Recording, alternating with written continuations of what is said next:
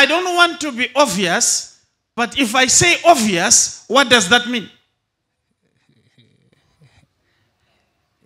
Zapera.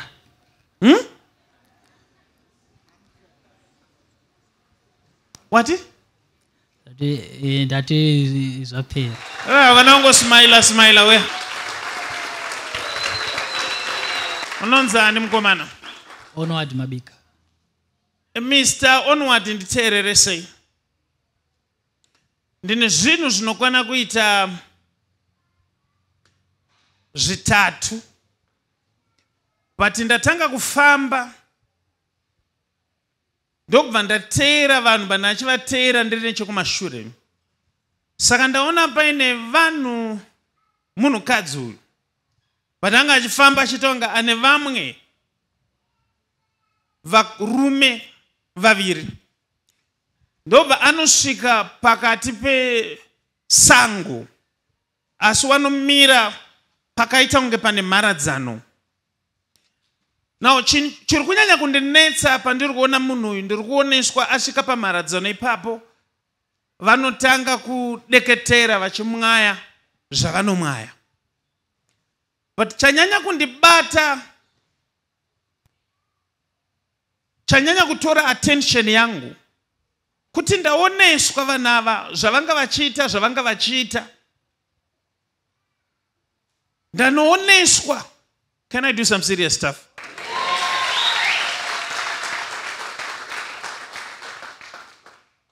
Ndanooneswa vachitaura but ndobva ndanyanyokepchwa because time dzavanga vachiita izvi anga ari manheru. But umanheru hwacho tanga tatopfuura 12 midnight. Ndobva tanopfuura 1 AM. Ndobva tanosvika 2 AM exactly. Unguri pero kuti inyawo chimanje ndane time manje ndichikomukira pakati peusiku manje na 2.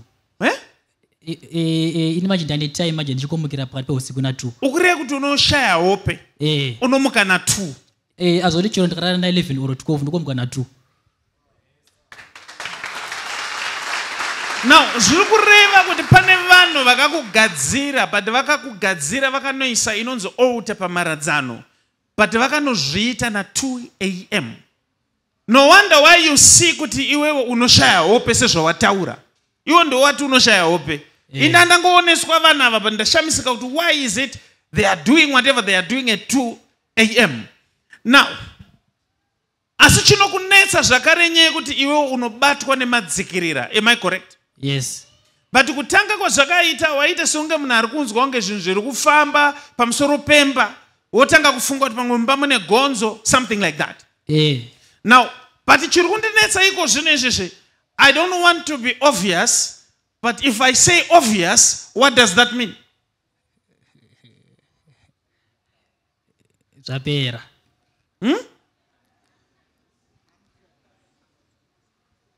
What? That is zapera. Ndikati obvious, what does that mean? Hey, South Africa kunani? Kune muri yese. Muri yese? Uriya mabrothers ako? Mabrothers angu yese nevakadzi vavo, amai vangu nevana vavo. Then kuno kumanje ngori neni manje nebrother yangu manje iri form 3 manje iri boarding. Oh. Imbondudzo kuti mabrothers ako anonzani? First born Onwe Mabika, second born Obvious Mabika. Kuchitera ini.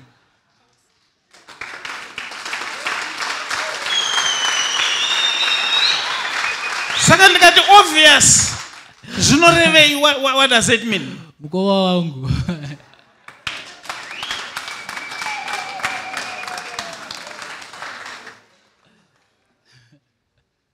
Now, ndoudze kuti mukoma wako anorota hope dzakaita sei? Amarimwe zuru ndakaudza nezvope dzangu vandudza kuti komufana wangu kuzvo ako manje zvarota manje hope manje dzangu oda kufanana nedzangu. Exactly, because ndiri kuoneswa vanhu vari pasi vakamira pamacha pamharadzano vachideketera, but zita randaona ndera obvious, but zvatopera nezita raJesu. Amen. Simudza maoko. Release him right now. Every sickness I command it out. In the mighty name of Jesus. It's done, it is permanent. Thank you, Pastor. No, garako Pastor.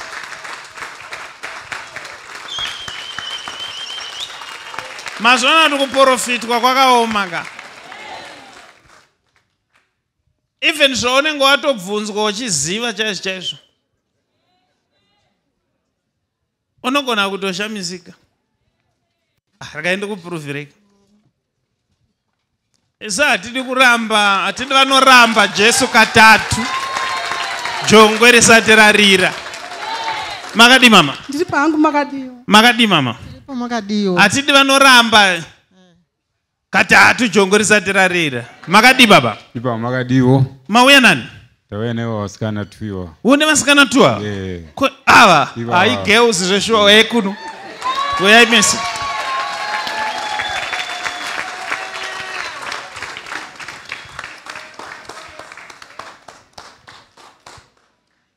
Vakuru vakareva, zingizi gonyera pamwe, maruva enyika akawanda. Makanzwa munokazara karumbaka. Vakuru vakareva, zingizi gonyera pamwe, maruva enyika. Nokuda kwachipo, nekuda kwa ana takarambana, nemukadzi wangu. You are sure that you don't know this song?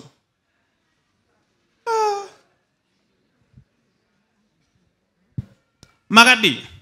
Makadiwa. Kukwekwe kunani? Ndinogara.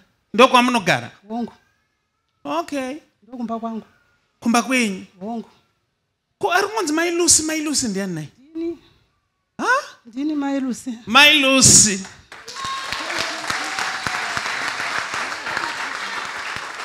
Tamboimba mama munonzi mani? Ndinonzi my fortunate. Fortunate wacho akashayika. Okay.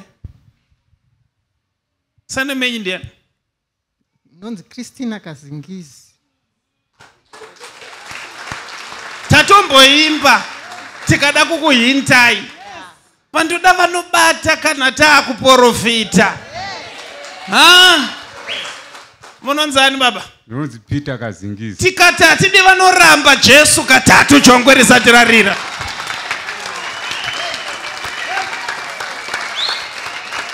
I love my God. I love my God. Now ndoda kuti Mwari akuitirei zvakanaka mama. Amen. Akashayika mwana. But paringonzi cancer. Amen. Ndo yakamutora here. Ndiyo yakanzi ndiyo ya spreada mwiri wake wese. Now chinzwai imimi semuri. Tanzi tikuchengetedzei zvikuitirei zvakanaka. Muri kuzvinzwa? Amen. Amen. Nekuti kuuya kwamaita pana panyaya dzenyu dzapera mama, matambudziko acho akanyanyisa pamuri. Yes. Even urwere pamuri hwakanyanya. Amen. Sanganisira gumbo chairo kunzwa Yes. kurwadziwa negumbo. Irori. But zvanzi zvapera nezita raJesu. Tinogamuchira. Tinotenda. Amen. Inodhara ndaifunga kuti mabvuku nechitungwisa zvakafanana. Pana imbozvifungo? Ndini chete. Indaiti ndikanzwa munhu achiti ndinogara kuchitungwiza ndaifunga ndo mabvuku amene ndakakuwana upo ka mentality kako. Pandoda kuti Mwari akuitirei zvakanaka baba.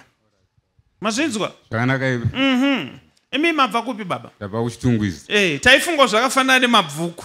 Ndoda kuti kana mabva pano mudzokera kuchitungwiza. Chokwadi. Munovaudza kuti ndasangana naFred. Chokwadi. Wati nhamo yevana vamai vangu yapera. Chokwadi ndotenda baba. Tenda Mwari. Amen. Tochikuza baba. Simudzai maoko. Father, protect these ones. In the mighty name of Jesus. It's done and it's permanent. Amen. Garenyu pasi. Ngatigarei pasi tese.